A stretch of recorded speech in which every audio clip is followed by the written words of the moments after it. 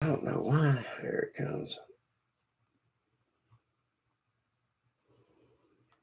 Turn the volume off.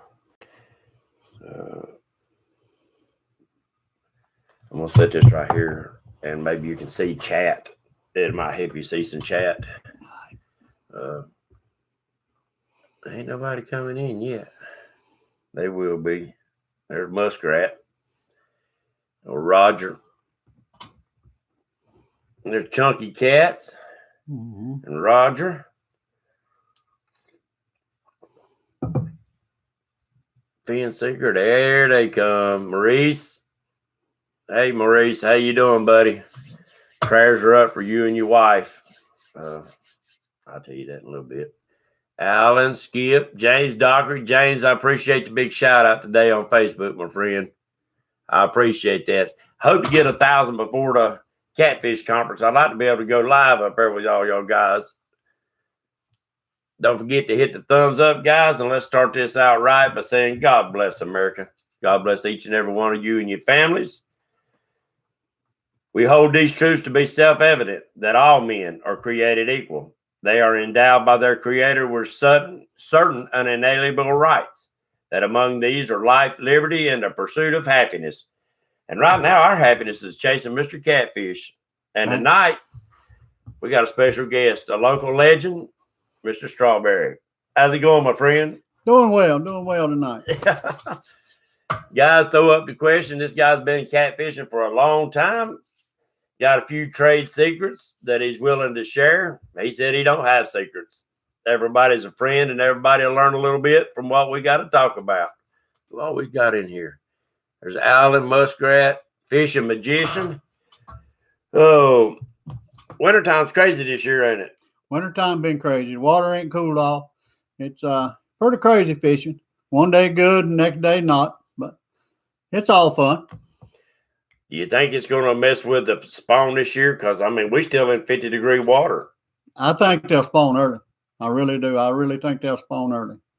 And I've heard that up and down the East Coast. Some people up in Tennessee, some of their waters are still in the high 40s. Yes, I don't believe we had any winter water this year. The shad, we didn't have a die-off. It's just been crazy winter. Now, would you... I know a lot of people want to know about patterns of fishing this time of year.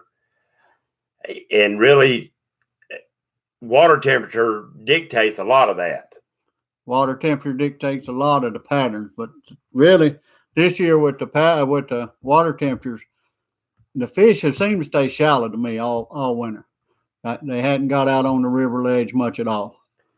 They stayed back in the shallows. Of course, the bait stayed in the shallows. Right.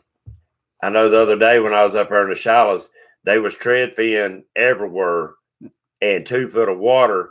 And I'm pretty sure I seen some gizzards mixed in with it. I didn't catch them because I was already set up to fish before I seen them. Right. And I'm pretty sure I seen some bigger shad flipping with a tread fin. Now, does them gizzards run in there with the tread fin? They will run in with the tread fin. The gizzards will run. A lot of times you see the big schools of thread fin, the gizzards are under them. You just have to get a net with 5/8 to 3/4 mesh, and it sinks fast to get on the gizzards. Then you can get rid of a lot of them smaller ones as you small pull ones up. to go through. Yeah. Catawba, Richard Shook, Reeling and Chilling, John Finally. Guys, if we missed a question or something you said, repeat it. I'll try to catch it. Where was a good place to start when coming to Lake Wiley, Muskrat? That means you might be coming to the YouTube tournament. Right now to start in Lake Wiley. Right now to start in Lake Wiley, back of the creeks. You want to get, with all this flood water, you want to get in the back of the creeks where the water's coming in dirty. The shad's going in, the gizzards will be there, and the cats will follow. They'll be in the shallow water in the back of the creeks. Team keeping it real. That'd be Richard. What's it saying right here? Much respect for this guy. I thought you are a boat mechanic, wouldn't you? 25 years almost. There you go. There you go. Yeah, I would put that Yamaha on that thing, and I got out there, and I seen it run when I picked it up, and I needed to put it back onto the back of the boat to move the boat around. I couldn't get that thing to fire for nothing. I got a whole new wiring harness, the controls and all for it. I couldn't get that thing to fire nothing. I went up there, got it from an old boy up here in Kings Mountain. Little young guy. Yeah. He can't talk real plain. Good guy, good people. He said, "Did you put your little safety thing in there?" I said, "No." He said, "It won't start without that." I felt about that tall. Won't start without the kill switch.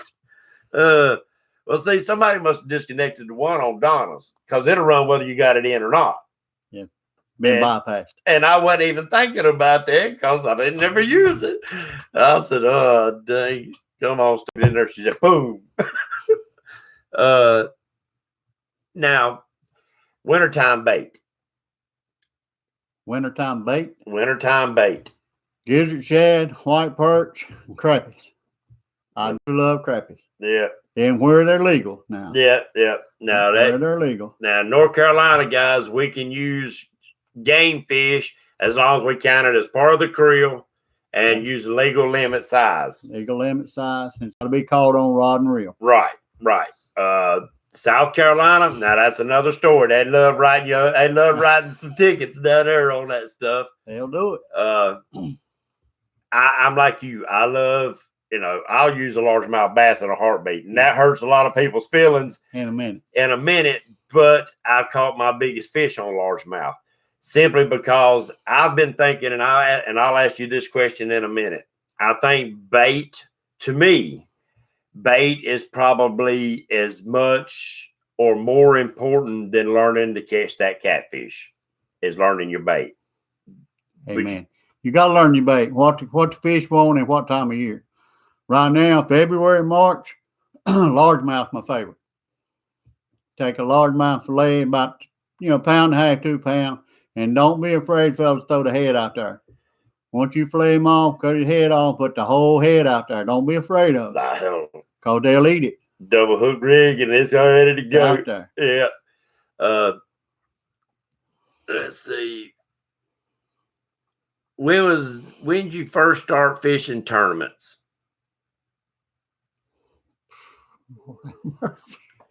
Catfish tournaments or tournaments in general? Catfish tournaments. Catfish tournaments. Oh. Probably 2012. Somewhere in there, about 2012 when I really started fishing tournaments. And I got my tail handed to me a lot when I started. But that's all part of the game.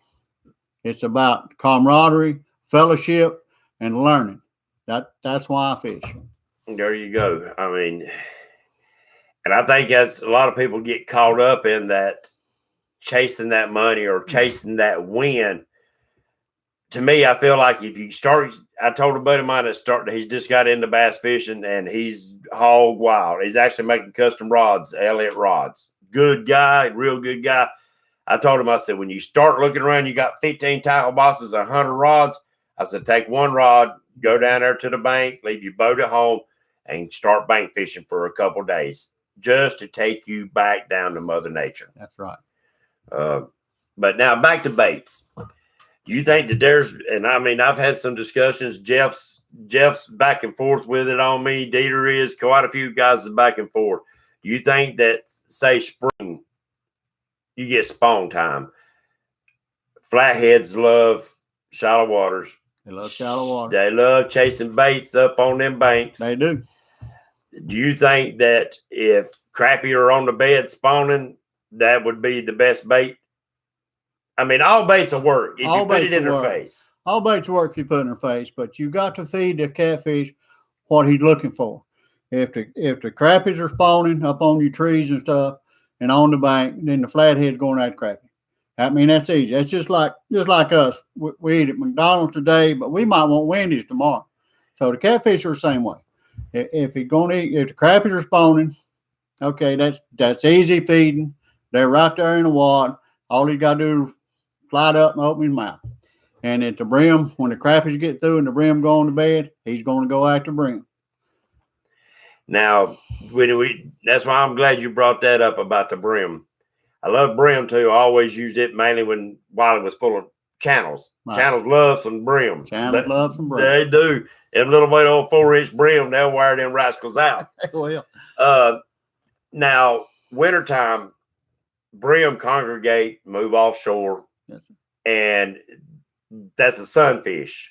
yeah. To me, in Sunfish. colder water, that'd be a sluggish fish. He is a sluggish fish. Do you think that maybe wintertime brim would be a excellent bait simply because of that? Well, now, I'm talking about after the fish move out to the channels when the water gets cold enough. Well, when they move out to the channel, this is my opinion, and I may be wrong, but they move out to the channel, you got crappies and white perch in that channel. Well, yeah, I didn't. Very few brim you're gonna have in that channel. Right. They're back in the coves and they're in deeper water, but they're in the middle of your pockets. Got you. And the crappies and the brim and the white perch will be in your channels. So will the shad. So that's what the fish are gonna feed. They're gonna feed on what's easiest to get. Oh yeah. Catfish is lazy. Right.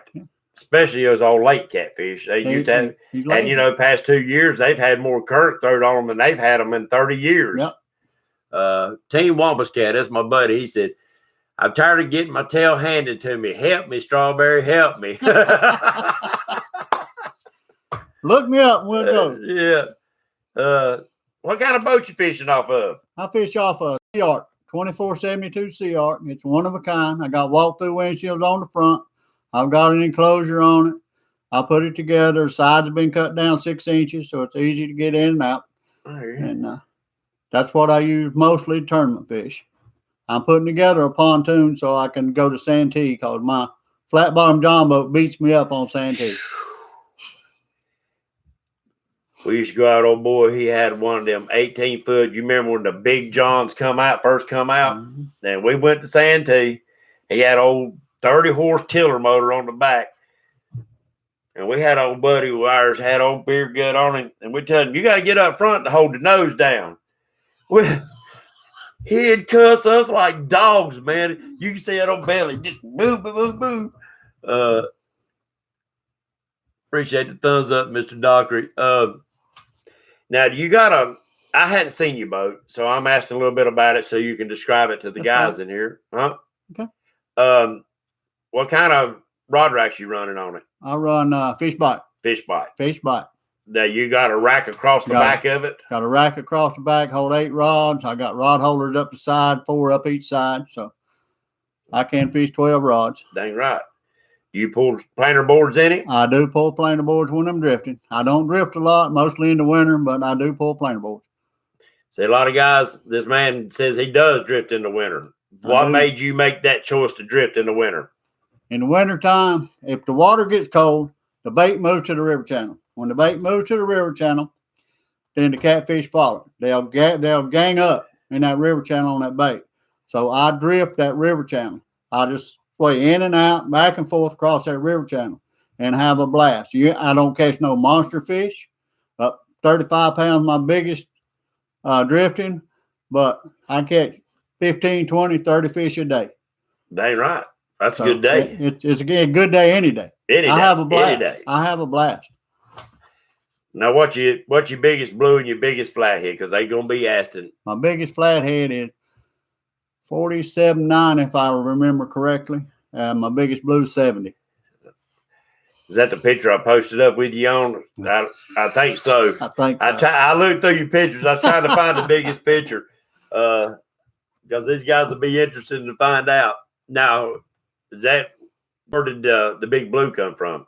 I've caught one out of Wiley right at 70, and I caught one out of James River 70. Yep. So, see, guys, if you've been on the daggum fence about coming to this YouTube tournament, Jeff Manning put an 82 in the boat, and we know he put one bigger than that. He just didn't get to weigh it. This man's put some 70, and well, JR New School put a couple 60s in there, 2 years ago. Dieter just broke his daggum PB on Wiley is 62 pounds. So, guys, the fish are there.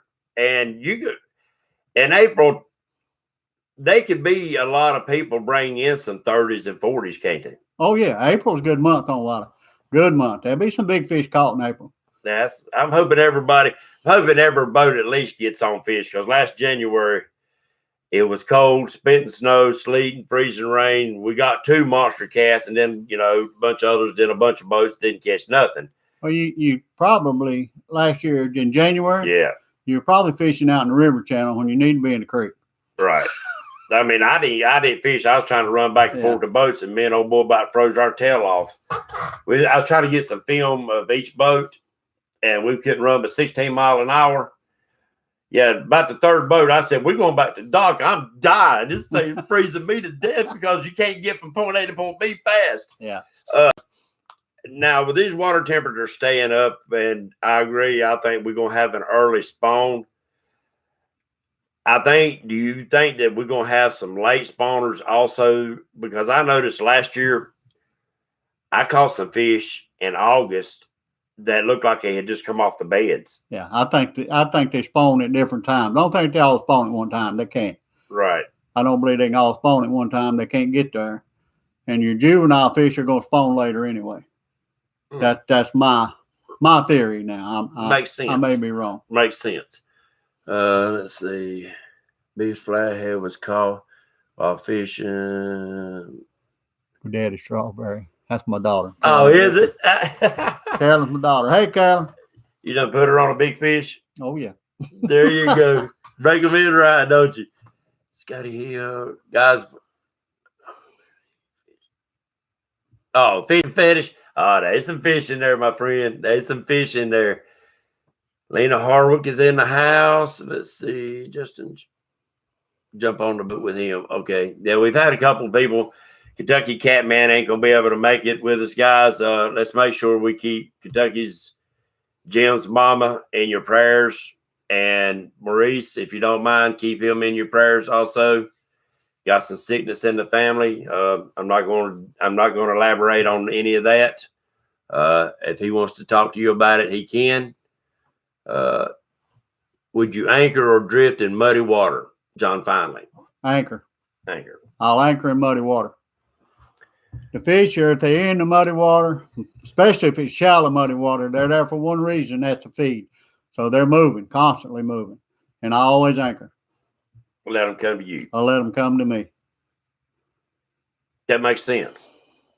That makes sense because they'll be moving over through here where you need to have your baits. And if you dragging baits down the center, right, you're missing these fish. You fish the banks for catfish? Yes, sir. I'll fish the bank in a flat minute. Right on the bank. Guys, he's giving up some good information. Take it up. Everybody says all them bass fishermen beat the banks. That's why we like largemouth bass for bait. Yeah. That's a fact. Yeah, I'll fish the bank. I'll fish the bank in a minute. I have anchored in 3 foot of water and still throw at the bank.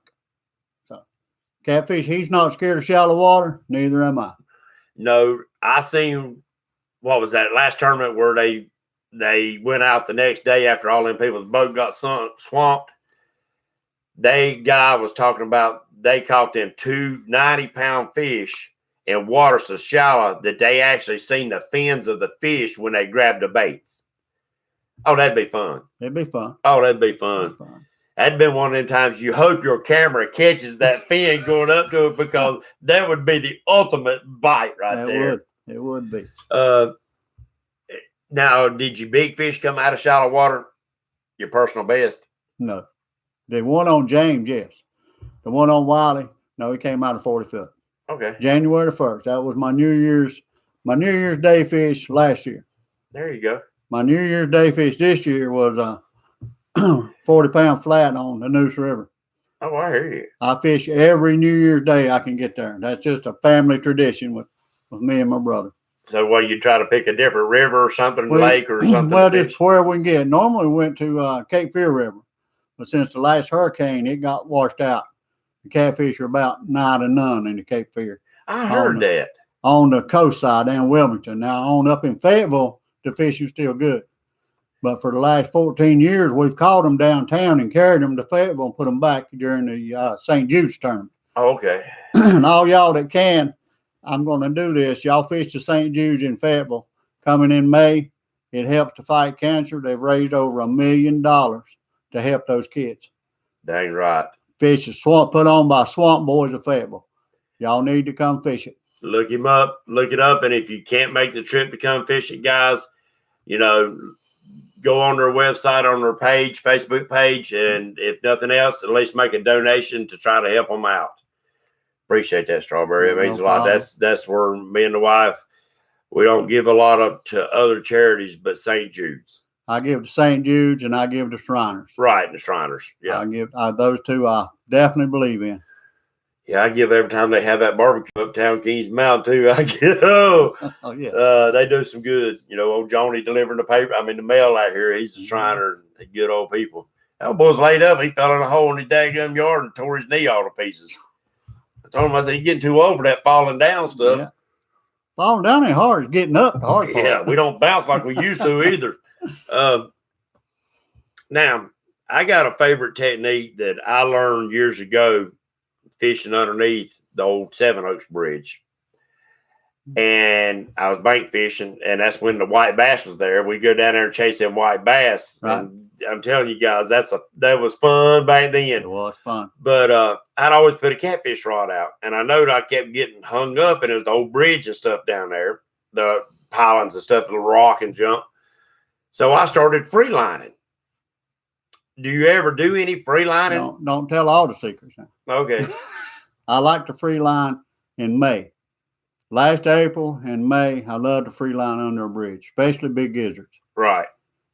Yeah, I just to me that's more of a natural presentation. It is. And I used to just use the big old, back then all we had, anything that was close to a circle hook was old big Kell hooks, and that's what we used back then. So and I try to share some stuff like that. Now, do you ever throw any bobbers?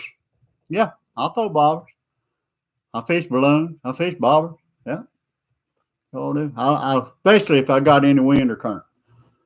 I love to fish them and let it get on out away from the boat. It's fun. Okay. It's fun. I mean,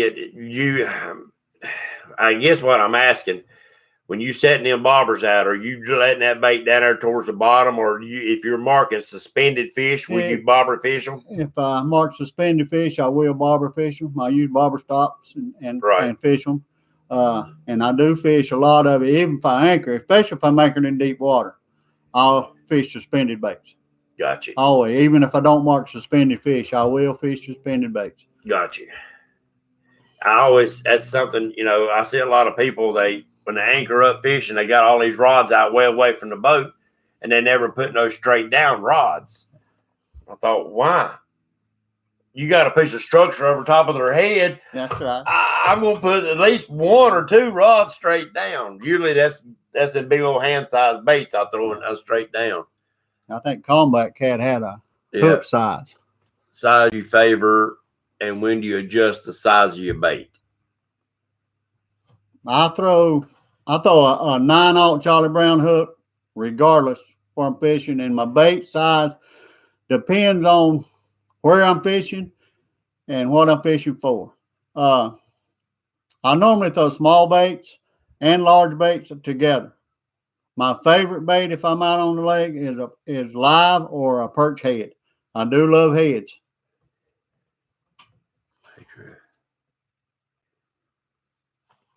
All right, Richard said we hit 50. That's he wants to give a couple things to Rod Hogg's apparel away. So hold up, let me get set up. I wasn't set up for that because we hadn't done no giveaways. You got Rod Hogg. I got Rod Hogg on. Team Keeping It Real with Rod Hogg. They're good friends of mine. If y'all need any clothing, hit us up. We'll get you hooked up with it. We got hoodies, hats, toboggans, towels. Now, guys, if I pick your name, get a hold of, look on Facebook for Rod Hogg. Let them know, send them a message, let them know that you want it on Patriot Catfishers Talk Show, and they will get this product right out to you ASAP. They're not slow, they're fast to get it out, and it's good quality because I was looking at your sweat jacket. Oh, they're good quality. That's heavy. Good stuff. Heavy. Combat Carl, I do use gut pockets.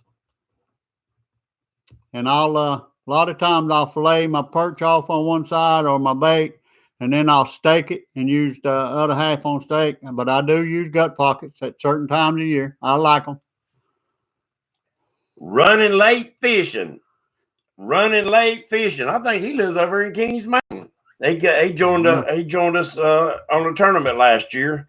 Got his page up and wanted to come fish it with us and help us out and stuff, and I appreciate it. Running late fishing.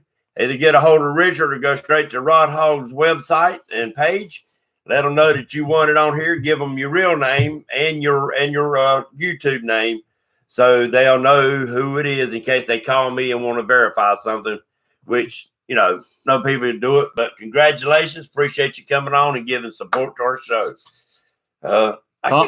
Go ahead. Combat, I use chunk baits and fillets. Chunk baits and fillets. Oh, okay. I see where he's asking it. It's hard for me to see him daggone things out. I have to lean up here. I take that fillet and I'll curl it up. It looks like a chunk when I throw it out. Right. Okay. But I'll hook it twice because I don't want it laid out there flat. I just can't. It's just not me. Right. I'm gonna roll it up where it's easier for that fish to suck it in. Gotcha. Rod Hog fishing gear's in the house tonight. I guess that's Shane in here. Mr. Shane Owenby and his wife. Yep. Don't tell him all the secrets. But I keep hitting him up, and I know he ain't gonna lie about it. So I ain't gonna lie about it. I ain't gonna lie to him if I can help it. Thank you, my sir. Thank you, sir. That means a lot right here. Now, I know a lot of people use them, what they call them flappers, where they cut the backbone out of a fish. Yeah, Santee, they come up out of Santee called brokebacks. All right. You fillet one side, fillet it backwards, fold it up, hook it on, and hook. I hook it on and hook it through the eyeball, and then I throw it out. And a lot of times I'll fillet it up both sides and then break the backbone out. If I'm trolling, I like it because it looks like it's swimming. Right. And I have took shad, especially if I got current. And most people know if they ever bass fish, they know what a little fish is. Yeah. It's a plastic bait. If you take that gizzard shad and you'll cut him on both sides. Yeah. Cut him on both sides and then hook him through the nose. And especially if you got current, you throw him out there, he'll stand up and swim. Just sit there and swim. Yeah. Yeah. And I noticed a lot of people on their flappers, they are cut that backbone out and throw the backbone away. Yeah. And it drives me crazy because that's the bloodiest part of the fish. It is. So I'm like you, I do, especially if I can't get into but small baits, I'll do a reverse flap. I'll cut it from the head to the tail, and that makes a bigger presentation. If you got much current, it might cause you a little bit of problem because it'll be flipping back and forth. That just attracts the fish. There you go. That's kind of the way I look at it. Well, I like to mix baits. Yep. I do mix baits. I mix shad, perch, brim, whatever I can get. I'll mix it up. I don't throw the same bait all the time because you never know. One day they might want brim. Next day they might want white perch. They may want crappie. They may want largemouth. They might want fillets. They may want chunks. You have to mix it up till you figure out what the fish want to eat that particular day. Right. I think your grandchildren say hey and they love you. They might have done got up and got gone. Jacqueline. No, right here, Jacqueline. Yeah, Jacqueline. Love you too, girl. I ain't seen my grandsons. They used to come in here all the time. Team Reeling the Blues made it in the house. Mr. Jeff Manning. Jeff Manning. Hey, Jeff. I said, you his hero. So some people like a buffet. But now I know a few, and I'm not going to call no names. He'll be in here. He probably say something. He know who I'm talking about. He won't do that. If he throws one bait, that's what he's going to throw. He said, now, if he's going to change up baits, he'll move. I want to, I'm like you, I'm trying to figure out which one would they prefer. Right. If I have it, if I don't have it, you're going to throw what you got. If I ain't got one bait, I'm going to throw what I got. But I'm also going to throw, if I only got one bait, I'm going to throw heads, I'm going to throw chunks, I'm going to throw fillets. I'm going to mix it up till I figure out what the fish want that day.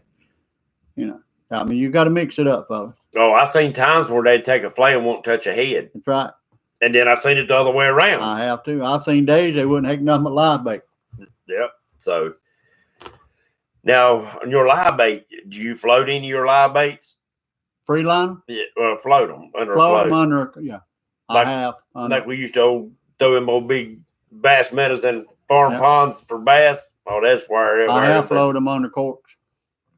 That'd be fun. Hey, listen, it's a blast when they hit it on it. But now, It's awesome. free lining, you got to be, guys, if you're going to try free lining, you'll have a time of your life, but you do need to be a line watcher and know where your line is, because you might not ever see him pull that rod down. He might be swimming towards you. And if you don't know what your stuff is doing, and I've tried a little trick under my sleeve that I want to try the next time I go free lining. And in fact, I'm going to do it the next trip because they're still up shallow, is I'm going to put a slip float on my line, but I'm not going to put a bobber stop. So wherever that line comes to the surface of the water, that float will be laying there. Now, it ain't going to give no restriction. It ain't going to help nothing, Right. but it'll help indicate, because my line's blue. I use that blue Andy Monster. Right. So blue line disappears. You can't see that mess. But I think that might help. Yeah. It might. I've never tried it, but it might. Now I use braid. I'm strictly a braid man. That was my next question. Yep. What braid you use? I use Dyneema. I ordered out of China because you can get it cheaper and it's just as good. I use 50-pound and 80-pound braid. I use a 50-pound leader. So you don't even use a mono leader? I do use a mono leader. leader. Okay. 50-pound mono leader. Okay. Yeah. Yeah, because I knew that question probably done come up a half a dozen times and we've missed it. Deep water, edges, ledges, and different depths. Deep water or ledges at different depths. Carl, I don't understand your question. Michael Griffin said, "Hey, old man, looking good in a hoodie." Thank you, Michael. Deep water or ledges, edges of ledges. Yeah, I don't understand his question. Carl, I'll anchor on the ledge, and I'll fish in the river channel deep, and I'll spread my rods out, my bait up that ledge in different depths till I figure out what depth the fish want. Yeah, I've seen them when they was running the ledges halfway up. Oh yeah, they will. And you drop it on the bottom of the ledge where you think they're gonna be piled up, They're and not they there. won't. I think that's why I see sometimes old Steve Douglas, that straight lining straight down. I think because he'll be right on them walls. And if you watch him, he'll drop that thing down over here, and you can tell that one don't go as far as this one does. That's right. You got to watch him. He's dropping right on that ledge, and so he's actually fishing at different depths because he got that daggone trolling motor that'll follow that contour. It'll follow the contour. Yep. Now, Vanessa Kitty says she likes using live eels to chase striped bass. We use a lot of eels on the coast, live and cut.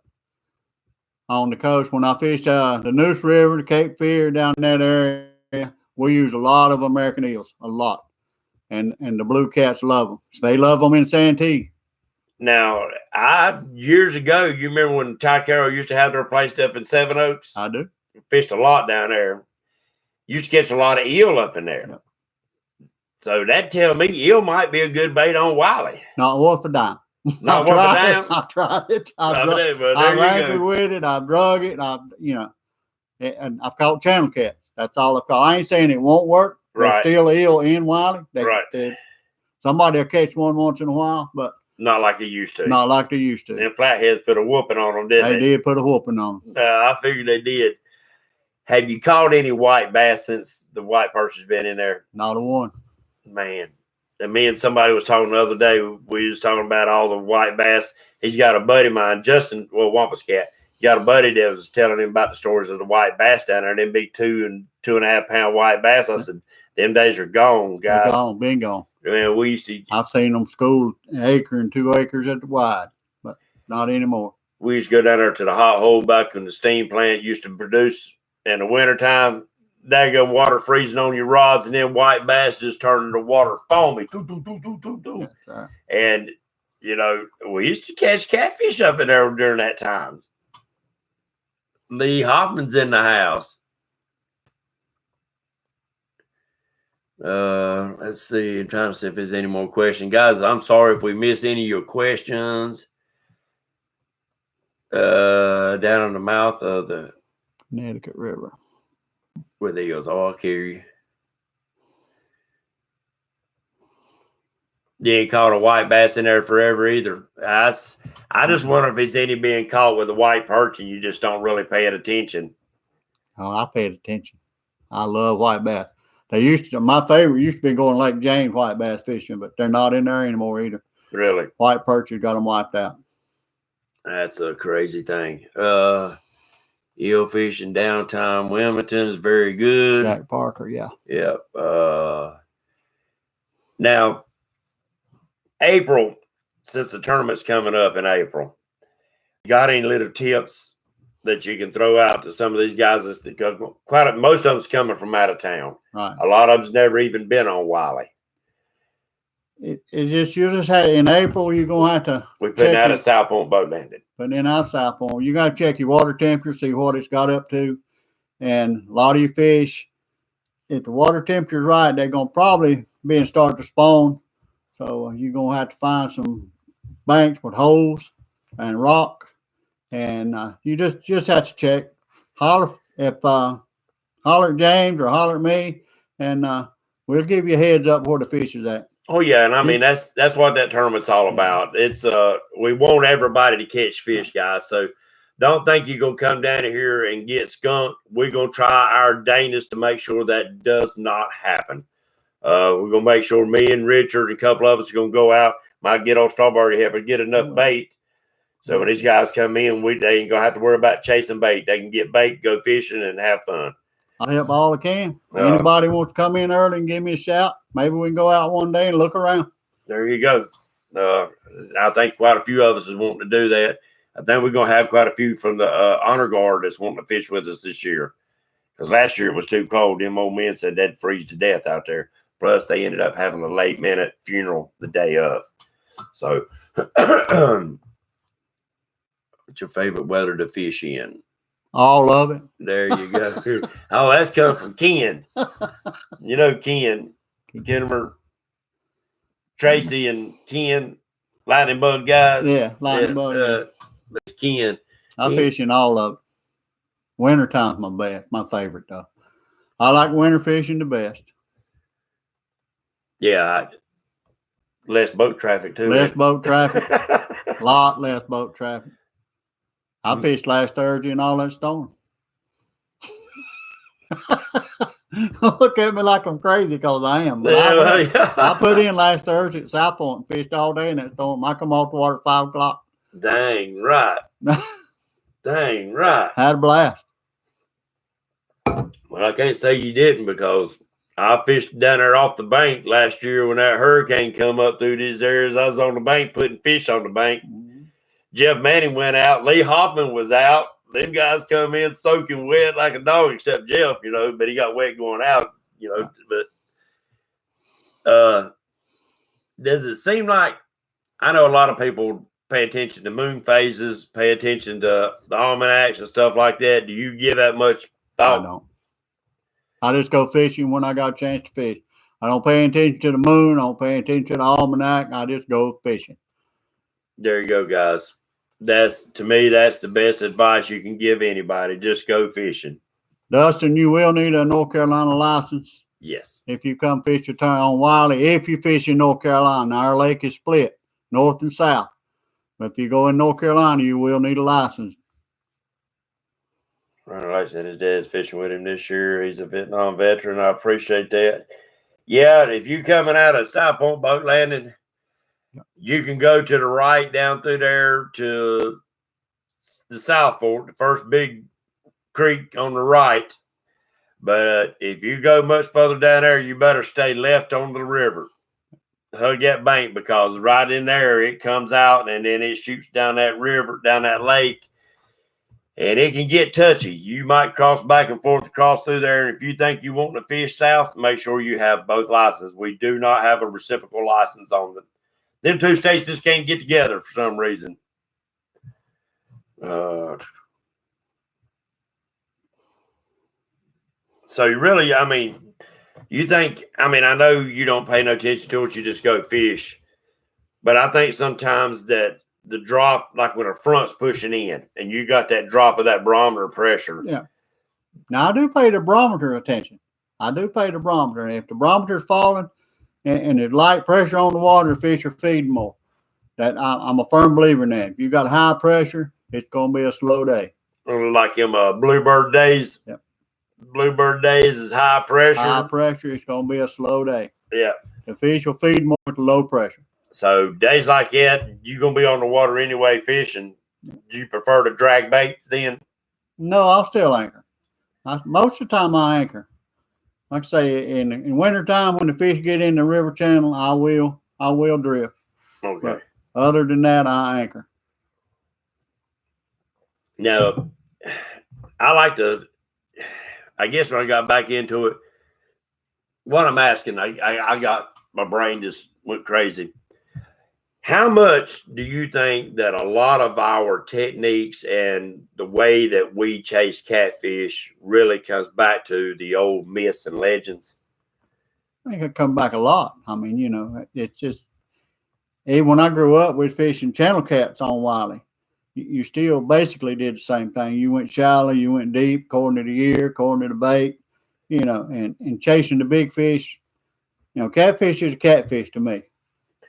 Do you think, and I've said this, and me and Wampus Cat and a couple other guys has talked, I think a channel cat mannerisms and a flathead mannerisms is kind of a lot alike in a way. A lot alike. Because I've caught so many brim up in so many big channels up in brush. Oh, yeah. Just like chasing old flatheads now. We used to have a creek right up Paul Creek and had two big old trees that was laid down right when you got to the very back. And we pulled right up in the middle because all the tops was gone. And we'd drop bait straight down. Of course, we always had a slime bucket on the way in, putting out baits all the way into the back of the channel. Back of the cove. But I've had so many times that old big channel jerked that rod straight down. And I went back up there now since big fish is in Wiley.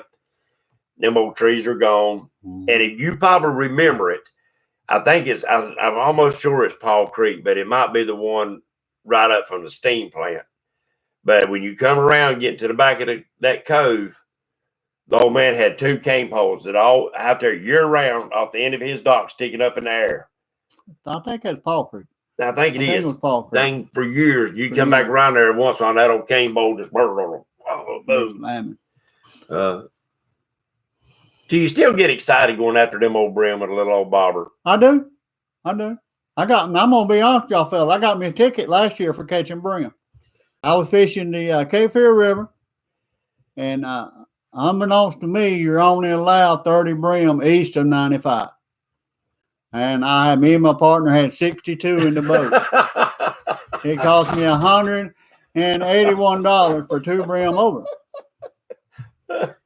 And believe me, he crawled in my boat and counted them one at a time. And told me if I'd had 4 over, he'd take me to jail. So I was lucky I only had 2 over. Dang right. Oh, let's see. I think somebody asked a question. Do you use live bait on planer boards, and how fast do you drift? 0.3 to 0.5, and I do use live bait occasionally, but not large live bait, small baits. So you really, with them, you about have to nose hook them so they'll pull straight. Hook him in the tail, hook him behind the dorsal fin, and throw him out there and pull him backwards because he's fighting harder and he causes more commotion. I'll drag him backwards. You drowning though, won't you? Not for a long time. Not for a long time. He's trying to get turned around and he's right. He's really fighting. And that's why even if I'm anchored with live baits, if that's my bait, I always hook them down here. Yeah. At the back of the tail. So people don't realize he's always going to fight the weight of that. He's going to fight it. He's going to fight it the whole time and try to stay. He'll want to keep himself upright. Right.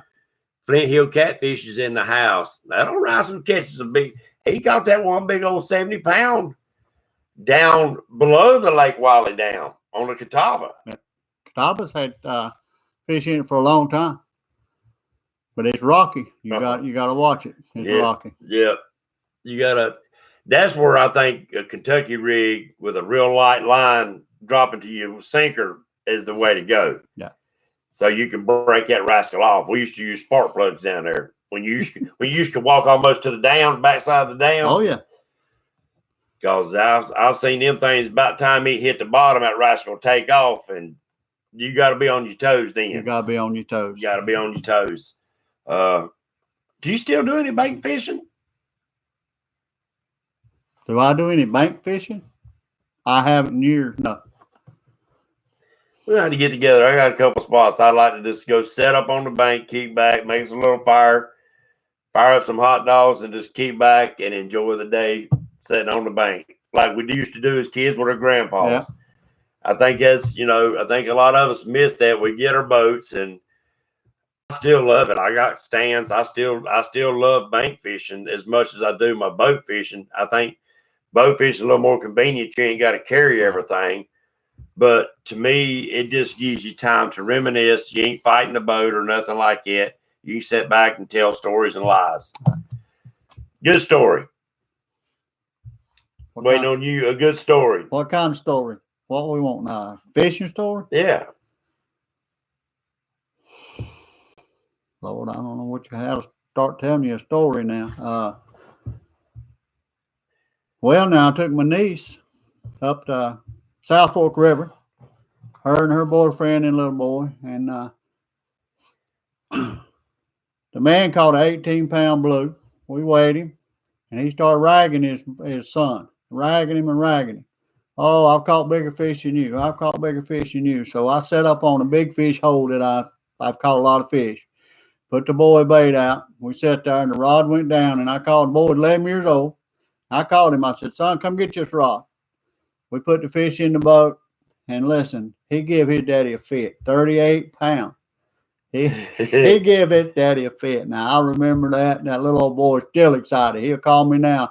Well, you take me back fishing? I said, all you got to do is get in the boat. But now, we had a blast that day. That little old boy, he grinned. And that's a memory that he will remember that the rest of his life. And I love to take kids fishing. Anybody got a kid that needs to go fishing, holler at me. We got to pass along the good stuff about catfishing or fishing, period, so that they can take up that fight.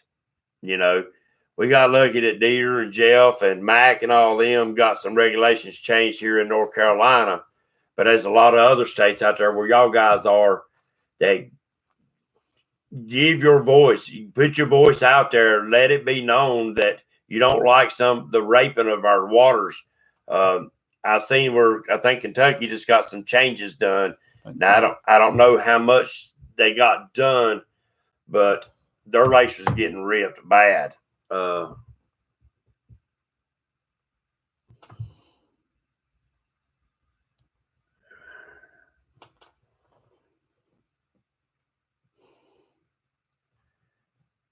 Dude, I don't know who you are, and I do welcome you on here. But if you questioning our patriotism, that flag stands for all America, buddy. Not just part of it. So if you don't like what it is, you're welcome to pack up and leave, and I'll tell you that right now. We ain't blocked you, and you're welcome to stay. We're talking good catfishing, but if you come in here to stir it, trust me, that's one pot you don't want to climb into. Jacqueline, she's still hollering at you. How old is she? Jacqueline, 22. Oh, she's a young lady. She's a young lady. It's my grandson's wife. Oh, there you go. And we've got. We ain't young no more. We got older.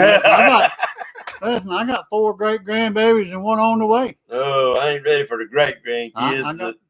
I got a great granddaughter that glued to my hip. There you go. I love her to death. She went out with me fishing the other week. We went perch jerking, as I call it. There you go. I love it. Hold on a minute, guys. Let me take care of this because I appreciate it, team, keeping it real. He is about to get too far gone. Thank you. Yeah, I figured we was getting ready to have trouble.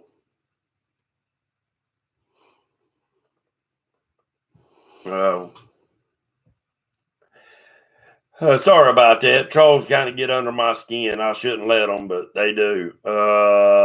Dale Sturgis, goodbye, Tony. Yeah, people getting rid of him. Appreciate that, guys. Running Late Fishing said he just put his son on his first flathead this summer, 36 pounds. He's 11 years old. That's a good deal. That's good times right there. Good times. Good times. That's father-son time that they'll take that on. And guys, when you showing them that and they catching them fish, explain a little bit about the conservation of the fish and how not all flatheads will get that big. That's right. They won't all get that big. Not all blues. It depends on the DNA. That's why I think Wiley, a lot of people think Wiley is topped out. Do you think so? I don't think Wiley's topped out. There's too much bait in Wiley, and we got good genetics in our blues and our flatheads. I think there's a flathead in Wiley that'll go over 100. I honestly do. And a blue that's probably pushing 100. Yep. We just got to find him and put a bait on his nose. Because I know of 4, maybe 6 different lakes that the blues have ended up in Wiley. Yeah. From big fish lakes. Oh, yeah. So I think the DNA is there. The DNA's there. We just got to find him. Let's see. Now, it's a big fish question. Now, a couple years ago, I marked a fish that I never seen nothing like it on my depth finder. It looked like, you see these, what do they call them, the mermaids, or what do they call them down on Florida? The manatees. Manatees. That's what it looked like on my depth finder. And I had live bait. I stopped my boat right then, and I circled that rascal with cut baits and live baits of 3 different kinds. He wouldn't touch it. He wouldn't touch it. And he'd swim through, and I thought, well, he's done gone. Then he'd come back up through my depth finder again, right through these piles of bait, and never take nothing. Might be a carp. We got world record carp from out of Wiley. I was down at South Point Boat Landing the night they caught the rascal over at the Wildlife Club. They done put some 40s and 50s in their tote when that rascal took off. Jeff said he's caught some 70s out of it. It's a big carp from Wiley. I heard that's good eating that buffalo, though. The buffalo carp's good eating. Now, if you want a real good eating carp, go to Lake James and get the silver carp. He'll run up the river in the spring. You go up the Linville River. I've eaten them out of Linville River. You won't find a better eating fish than a silver carp other than a walleye. Now, walleye's my favorite. See, to me, crappie's my favorite. Crappie's got that. But now, wintertime crappie. Yeah. I don't like crappie in the summertime. Too mushy. There you go. Too mushy. Do you ever, let's see. All the pros, Glenn said all the pros on Wiley, sooner or later somebody gonna get that 100-pounder. Mm-hmm. No, it'll be that rascal who comes out there the first time with a Zebco 808. That's right. That's the one that wanted to get him. That's the one that'll get him.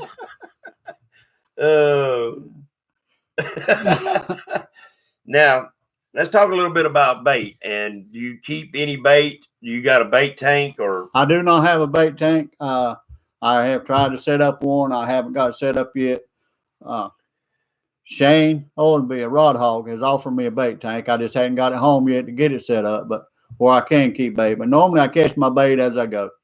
If I'm gonna fish a tournament, I go the day before and catch my bait, keep it in my bait tank on the boat, and then go fish. I have kept perching in my bait tank for 2 weeks down at the coast. I catch them out of Wiley when I go fish at St. Jude's. Right. And I have kept them alive up to 2 weeks in my bait tank. They know no white perch in that area down there, or are they just hard to get? They're hard to get. They're white perch, but they're hard to get. Got you. I believe 100% there's 80 to 100-pound blues in a Catawba, and I'm hunting them. The biggest blue that you guys have heard been caught out of Catawba. What's the biggest blue you heard caught out of the Catawba River? Yeah, Manning's 82. That's Lake Wiley. I think he's talking about below the dam, which what would be the Catawba. Yeah. Probably that 70-pounder y'all caught Flint Hill. How long that the big fish have been in the Catawba? If you talk about the Lake Wiley and right below that area, Flint Hill, now they could have come up from the Wateree and Because Wateree's had flatheads and blues way before Wiley. Watery had, but now they can't get past the Bowater Dam. Oh, that's right. I They forgot can't get about past that. that dam. You know, if they come out of Watery, then they got to go through Stumpy Pond. Right. And then they got to go from Stumpy Pond through Fishing Creek. Right. And then they got through Fishing Creek up to Bowater Dam. Was fishing. Yep, I forgot all about that dam. I sure did. The fishing's in the Catawba below Wiley Dam came out of Wiley. When they open those wheels or flood water and they open the gates, that's where those fish come from. Yep. And I think some of the boys have put them in there purposely. Right. I just had a brain fart. Now, when did you actually start? I mean, me and you talked about it a little while ago before we started the camera. The flatheads on Wiley, you said you remember seeing some small ones many years ago. I've caught some small flatheads. My grandson was probably 6 years old, and we were fishing out of a 14-foot John boat, and I caught some small flatheads up at I-85 bridge. And I looked at them, and it didn't look familiar to me. It didn't dawn on me what they were at the time, so I put them back. So when do you think that actually the blues and the flatheads really started making a showing on Lake Wiley? Lord, that's a tough question. I know the last time I've been gold mining about 15 years, and the blues got in Wiley. I'm going to say in the early 70s when the blues started showing up in Wiley, because myself and a good friend of mine, Ernie Farrell, used to catch them in June off the points down the lake. And we wouldn't catch no big fish, 10, 12, 15-pound blues. But I think probably in the early to mid-70s. See, I would have never thought that late back, because maybe I was catching some blues and thought they was channels. Well, we used to go to second Saturday in June every year, and we fish what we called free lining for catfish back in the creek. Right. We use a hook, a swivel, no weight, and we do it like bass fishing. Just throw it up on the bank and drag it off just like worm fishing or Carolina rig fishing and catch catfish. And we've done that for years and years, the second Saturday in June every year. I mean, you got to talk when this camera cuts off. I know that. I've got some stuff that I'm working on right now. There's only a few people I've talked with about it. Yeah, the dam's restricted coming up into directions. So, yeah, I'm sure Flint Hill that there's been a lot of fish that's been stocked, mostly probably by your locals that's going to be fishing the waters. Right. We try to take care of our own lakes and stuff the best we can. And sometimes people have made mistakes in putting the wrong fish in lakes, and it's caused a problem. Now, I think there's a bait that's overlooked, and I have yet to try it, and I want to try it, is the big gold shiners, because I know where you can catch some monster gold shiners. I don't have any luck with shiners on Wiley. Have you not? I've used them and used them and used them. I don't have any luck. Wiley's full of them, if you know where to net them. Oh, I've seen some daggum big 10-inch shiners. Yeah, but I've tried them live. I've tried them cut. I don't have any channel catch. I don't have any luck catching the blues or flatheads on them. That's a beautiful fish, ain't it, though? It is a beautiful fish. Orange fins and stuff on them. Beautiful. Up behind that old fish camp up off the South Fork, all the way back up in there next to the dam. We used to catch them all the time. Little bitty hooks with a piece of bread. Yeah. You catch a lot of suckers out of Wiley, too, out of South Fork. Yeah. Do you ever? You don't catch them anymore. No. So, yeah, really, you game fish in North Carolina, guys, make sure you count them as part of your creel and legal limits. Shad's your more natural bait. If you had one bait that you could, that's the only bait that you could fish with from now on, what bait would that be? If you had to use it year round. White perch. I'd use white perch if that's the only bait I could get. Over shad. Over shad. I sure would. Sound like Matthew Anthony. That's what he loves.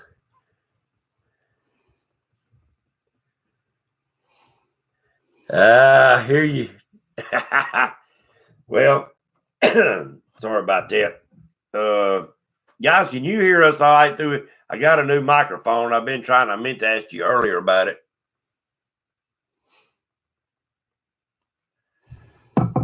We got another one. Let's get rid of him. I can't get rid of him with this dang thing.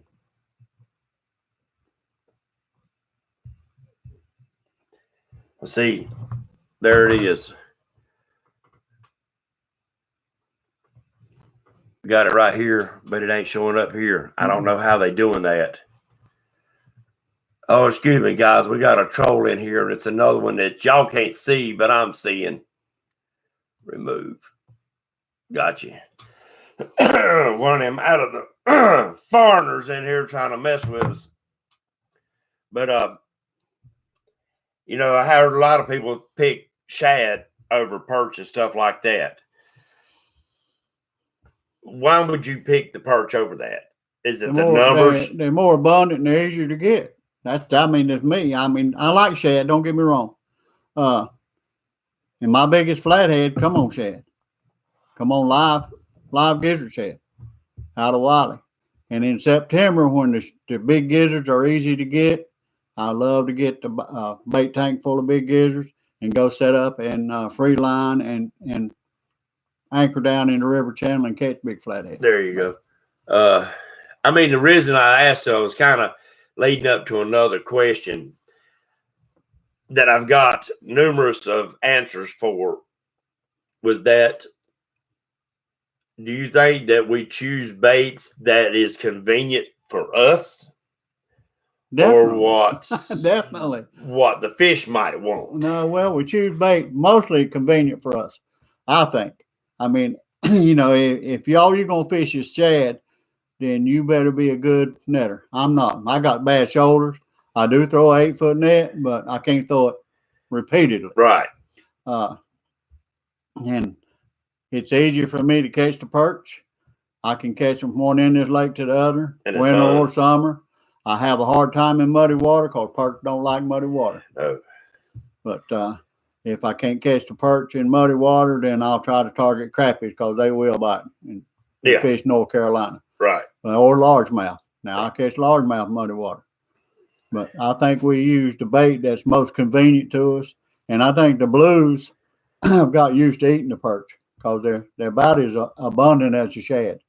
Yeah, that's what blew my mind when I first got back on Wally. I thought, first time I come across it, I'd never heard of it being in there.